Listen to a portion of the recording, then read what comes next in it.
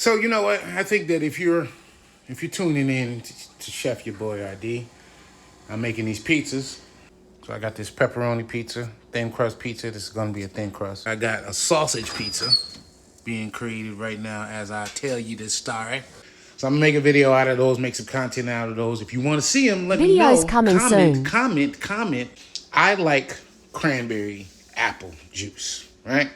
So as a matter of fact, let me show y'all something. This company here is why I like cranberry apple.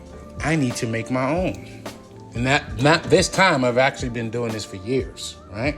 So typically what I do is I get a bag of cranberries, right? I'm gonna show y'all what's going on.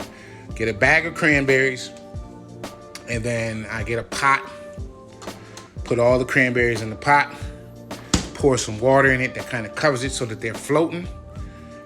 And then I go ahead and I boil them down for the juice. And then as these things are boiling and stuff, they're popping. But what's happening is the juice is coming out of them. I want to make sure that all of these have popped. All the cranberries have popped. Looks like a good amount of them have, but it ain't all. You know?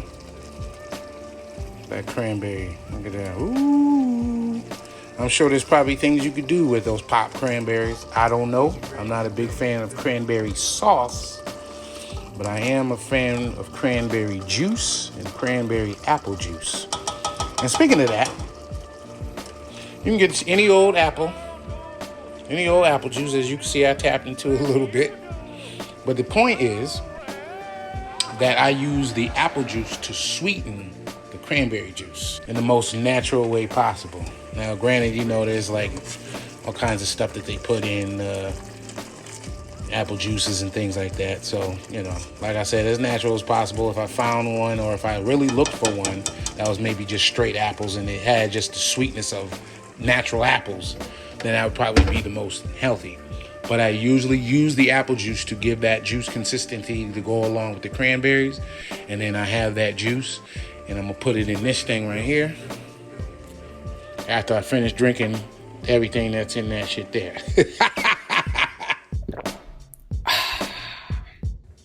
All right, so as you can see, that's the last glass of that.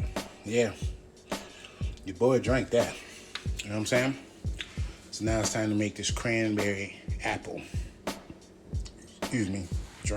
All right, so I have literal cranberry juice being made right here. Usually I use a strainer, but when I first heard about this recipe, they tell you to use a cheesecloth. So what's cheesecloth? This is cheesecloth. Cheesecloth acts as like a strainer. There we go. I'm just gonna stir that up, and I'm gonna get that juice out of it, put it in the pitcher, you'll see.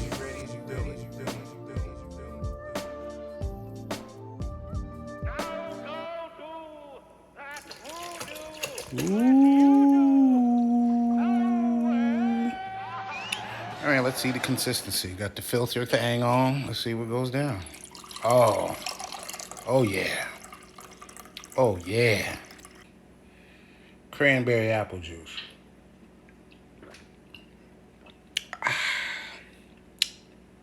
Has a bitter taste to it. Not too bitter. The apple juice sets it off. And the kind of apple juice I got didn't put it in a position where it's super sweet. Kind of tastes kind of natural.